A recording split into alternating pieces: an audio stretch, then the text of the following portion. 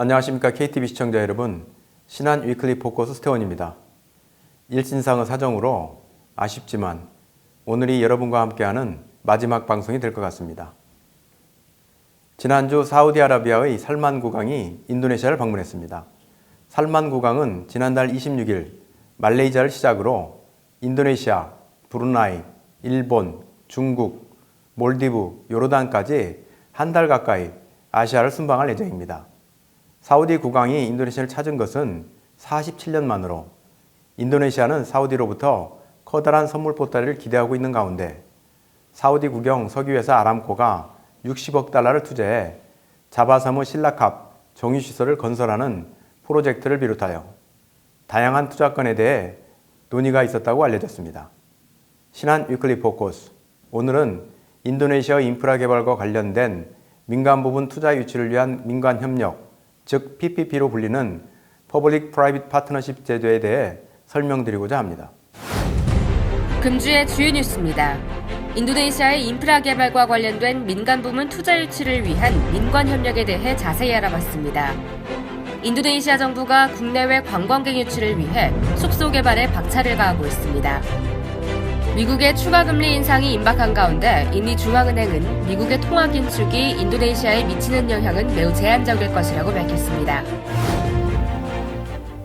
민관협력제도는 중앙정부나 지방자치단체가 민간기업과의 계약을 통해 민간기업이 정부와 함께 사회기반시설에 투자하고 운영을 하는 제도를 말합니다. 따라서 일반적으로 정부는 해당 시설을 소유하고 민간기업은 건설, 자본 조달, 시설 운영을 책임을 지게 되며 일정한 위험을 부담하는 대가로 장기간 시설 운영을 통해 이윤을 얻고 초기 투자 비용을 회수하게 되는 구조입니다. PPP의 핵심적인 특징은 장기 계약에 의한 정부와 민간기업의 위험 공유를 통해 자본 조달, 건설, 운영 책임의 결합으로 설명될 수 있을 것 같습니다. 특히 PPP 사업의 계약은 보통 20년에서 길게는 50년에 걸친 장기 계약이므로 PPP 제도 하에서 민간기업은 상당한 위험을 부담하게 됩니다. 따라서 이를 계약하는 정부기관은 물론 민간기업에게 해당 위험을 배분하는 것은 모든 PPP 사업에 있어 공통적으로 고려해야 할 핵심적인 사항입니다. 민간 부분과 공공 부분 그리고 금융기관의 유기적 공조가 사업 성패에 있어 절대적입니다.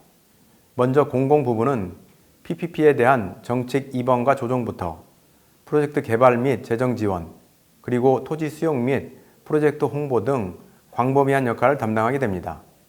아울러 민간 부분에서는 해당 사업의 스폰서 격인 프로젝트 개발자가 사업을 직접 수행하게 되며 마지막으로 금융기관은 대출 또는 보증거래에 의한 자금 지원 역할을 담당하게 됩니다.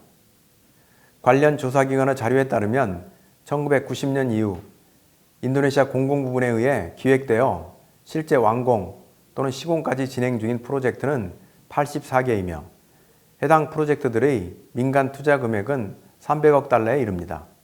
프로젝트는 화력, 수력, 지열 등 발전 사업이 주를 이루고 있으며 도로 및 수도 사업 또한 주요 사업 내용에 포함됩니다.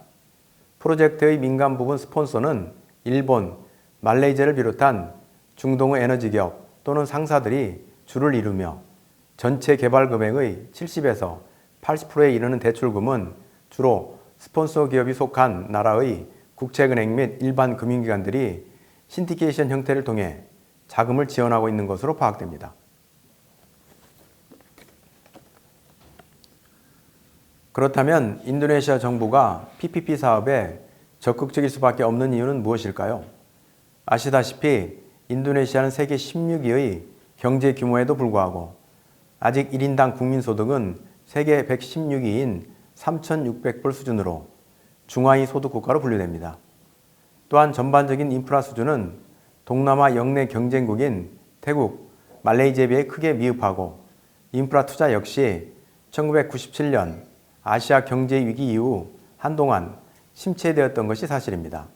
특히 교통과 전력 부분 인프라 부족은 고용 창출과 산업화를 위해 필수적인 제조업 육성과 외국인 투자 유치를 크게 제약하는 등 인도네시아의 취약한 인프라는 지속적인 경제 성장의 주요 걸림돌로 작용하고 있어 정부는 이를 해결하기 위한 적극적인 투자 확대가 매우 시급한 상황입니다.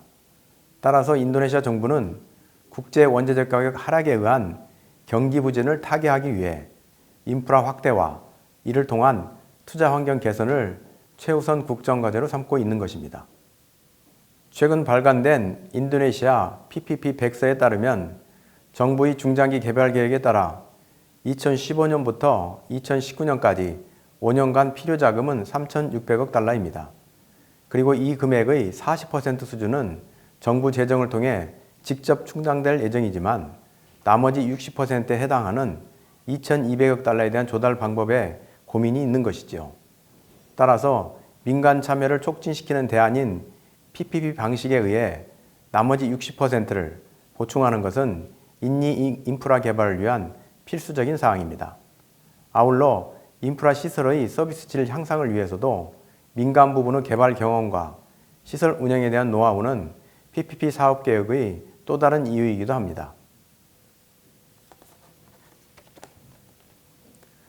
그러나 2005년 이후 추진한 인도네시아 PPP 사업은 원활하게 진행되지 않은 것이 사실이며 이는 프로젝트 개발을 위한 토지 수용 문제와 인도네시아의 강력한 지방 분권화가 주된 원인이었습니다. 토지 수용을 포함한 토지 공급 문제는 인도네시아 인프라 개발의 최대 장애인으로 꼽히고 있는데요. 이 현상은 특히 유료도로 프로젝트에서 두드러지게 나타났으며 개발에 성공한 기존 프로젝트의 상당수가 토지 수용이 용이한 화력발전소 쪽으로 편향되어 있습니다. 과거 60년대 후반부터 98년까지 수하르토 정권하에서의 토지 수용은 주민 반발을 강압적으로 해결한 결과 비교적 원활한 편이었으나 98년 민주화 이후 토지 수용 관련 분쟁을 해결하기 위한 합리적인 절차 및 제도 도입이 이루어지지 않았고 그 결과 토지 수용을 둘러싼 사회적 갈등은 점차 심화되었습니다. 특히 2005년 유도현호 정부는 원활한 토지 수용을 위해 대통령령을 도입하였으나 여론의 강력한 반발에 부딪힌 이후 이를 축소 개정한 경우도 있었습니다. 그러나 최근 몇 년 동안 정부는 각종 법률과 대통령령 도입을 통해 적극적인 개선 노력을 기울이고 있습니다. 인도네시아의 공공수용 관련 기본법은 1960년 토지기준법이 최초이나 구체적인 절차와 시행 방안이 사실상 부재한 상태로 지속해오다 약 50년 만인 2012년 공익목적 개발을 위한 토지수용법 시행령이 마련되었으며 해당 법령의 최초 적용 사례는 바탕 화력발전소 건설을 위한 토지 수용이었습니다. 물론 제도적 안착을 위해서는 상당 기간 진통이 예상되나 작년 3월 대법원의 토지 수용 허가 판결이 이루어지면서 인도네시아 토지 공공 수용에 있어 새로운 전기를 맞았다는 의견이 많습니다. 아울러 광범위한 지방 분권 또한 인프라 개발의 걸림돌로 지적되고 있는데요. 인도네시아는 1998년 수하르토 정권 몰락 이후 민주주의를 촉진하고 지방의 분리독립 요구를 무마하기 위해 지난 2001년 상당히 높은 수준의 지방 분권이 도입된 바 있습니다. 이렇듯 인도네시아의 지방 분권은 개발도상국 중에서도 가장 급진적인 것으로 평가되며 다민족 사회인 인니의 국민통합과 지방균형 발전 그리고 합리적인 자원 분배를 촉진한다는 순기능도 있습니다. 그러나 순기능보다는 지방정부의 조정과 집행 능력이 매우 취약하여 지방분권이 오히려 비효율과 부패의 온상이라는 지적이 상당하며 특히 중복 규제 및 지방정부 역량 부족은 인프라 개발에 있어 큰 제약사항 중 하나입니다. 따라서 얼마 전 조코이 대통령이 공식석상에서 인도네시아의 급진된 민주주의와 지방 분권화가 국가 경제 개발에 방해가 되고 있다는 자조 섞인 푸념이 이런 어려운 상황을 대변하고 있는 것 같습니다. 인도네시아 정부는 PPP 제도 확립 및 발전을 위해 2005년, 2010년, 2011년에 대통령령을 제정한 바 있습니다.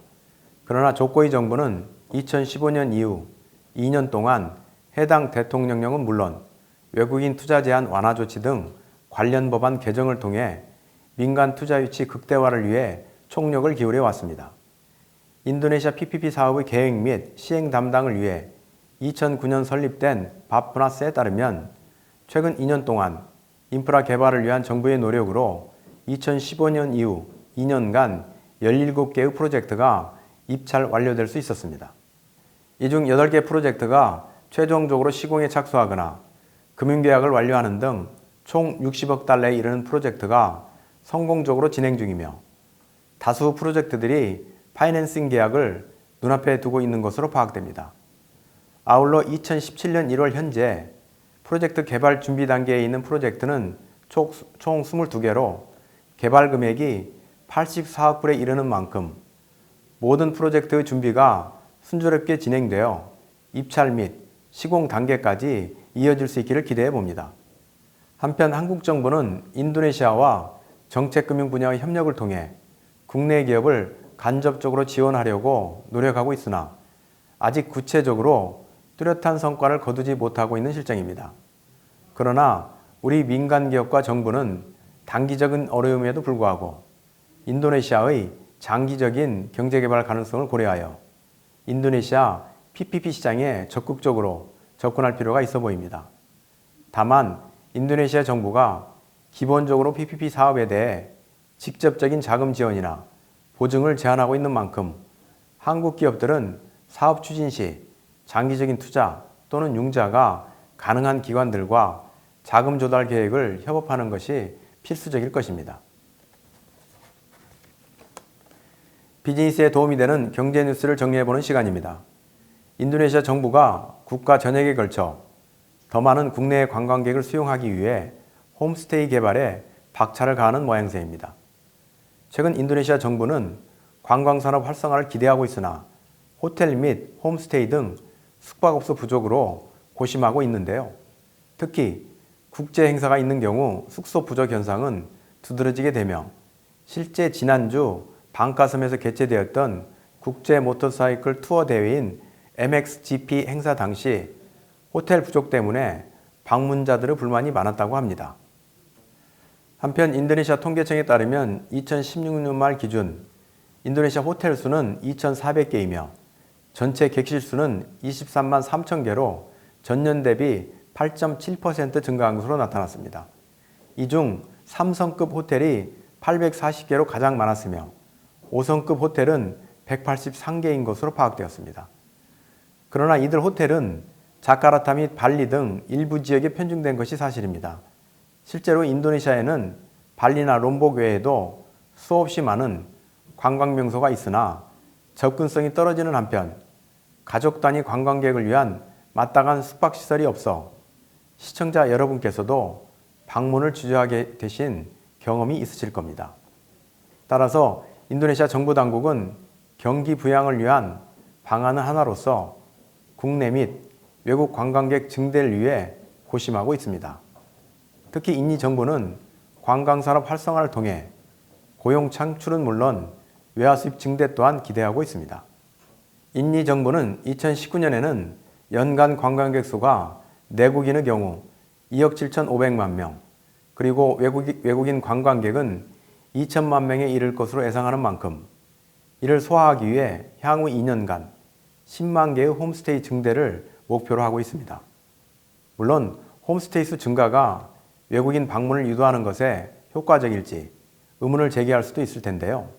아직까지 많은 수의 인근 국민들은 국내 여행 시 홈스테이를 이용하는 경우가 많으며 또한 모든 지역에 호텔을 개발하는 것은 현실적으로 불가능한 만큼 특정 지역에 먼저 홈스테이 개발을 통해 충분한 가능성이 확인되면 이후 해당 지역의 교통 등 인프라 개발과 함께 호텔을 개발한다는 것이 인도 정부 계획으로 파악됩니다. 따라서 인도 정부는 향후 홈스테이 개발을 위해 45억 불을 투자할 계획이라고 밝혔으며 이 자금은 보로부드르, 롬복 및 플라우스 리브 등 우선 개발 지역으로 선정된 10개 지역의 홈스테이 개발 및 운영을 위한 재원으로 쓰일 예정이라고 합니다. 아무쪼록 다양한 지역의 관광 인프라 개발을 통해 인도네시아의 제2, 제3호 발리가 나올 수 있기를 기대해 봅니다. 미국의 추가 금리 인상이 임박한 가운데 인도네시아 금융당국은 중앙은행인 BI의 루피아 환율 방어에 대한 준비가 충분히 되어 있는 만큼 미국의 통화 긴축이 미치는 영향은 매우 제한적일 것이라고 자신하고 있습니다. 오는 3월 14일과 15일 양일간 금리 결정을 위한 FOMC 회의가 예정된 가운데 3월 들어 매파들의 강경 발언이 이어짐에 따라 전문가들은 금리 인상 쪽으로 무게를 두고 있습니다. 이머징 마켓에서의 자본 유출이 예상되는 상황에서 BI 아구스 총재는 인니 금융당국 및 인니 외환시장 참여자들이 자본 유출 가능성에 충분히 대비하고 있는 만큼 큰 우려는 하지 않고 있다고 밝혔습니다. 또한 만약 환율 변동성이 커질 경우 중앙은행의 시장 안정화를 위한 개입이 있을 수도 있음을 시사했습니다. 실제 작년 11월 트럼프 당선 이후 환율 시장이 들썩이자 BI는 루피아 가치 방어를 위해 적극적으로 시장에 개입한 바 있습니다.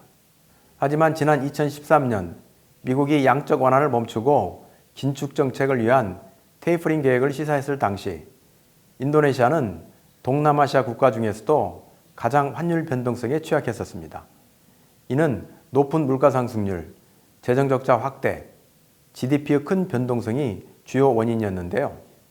최근 인도네시아는 안정적인 경제 성장과 더불어 낮은 인플레이션율 유지, 그리고 재정 적자가 안정화됨에 따라 전보다 외화 유출에 강한 체질을 갖게 되었다는 것이 BI 측 주장입니다.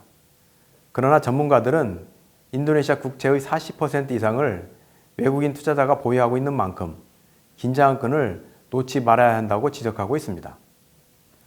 한편 통화가치 안정을 위해 만반의 준비를 하고 있는 BI는 지난 6일 한국의 중앙은행인 한국은행과 기존 양국의 통화수합 계약을 3년 더 연장하기로 밝힌 바 있습니다.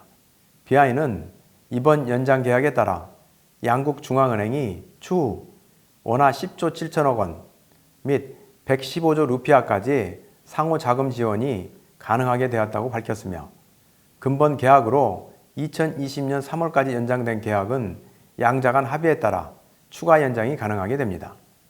근본 통화수합 계약이 상호 교역을 촉진하고 금융협력을 강화할 것이라는 양측의 의견대로 변동성 높은 시기에 양국의 금융 안정에 기여할 수 있기를 기대해 봅니다. 여러 가지로 부족하지만 금융권에 몸담고 있는 경험을 살려 경제와 산업에 대한 칼럼과 뉴스를 통해 시청자 여러분께 조금이나마 보탬이 되고 싶었던 저의 바람이 잘 전달되었는지 모르겠습니다. 그동안 신한 위클리 포커스라는 프로그램을 통해 인도네시아가 떠오르는 기업과 산업부터 자카르타 주지사 선거까지 매주 시사성 높은 주제를 다루려고 노력하는 과정을 통해 저 또한 인도네시아에 대해 더욱 깊이 알게 되는 좋은 기회를 가질 수 있었습니다. 앞으로도 애정이 깃든 인도네시아에 계속 관심을 둘 예정입니다만 방송을 더 이상 할 수 없게 된 점은 깊은 양해 부탁드립니다. 시청자 여러분들의 건강과 행복 그리고 성공을 항상 기원하도록 하겠습니다. 지금까지 시청해 주신 여러분 감사합니다.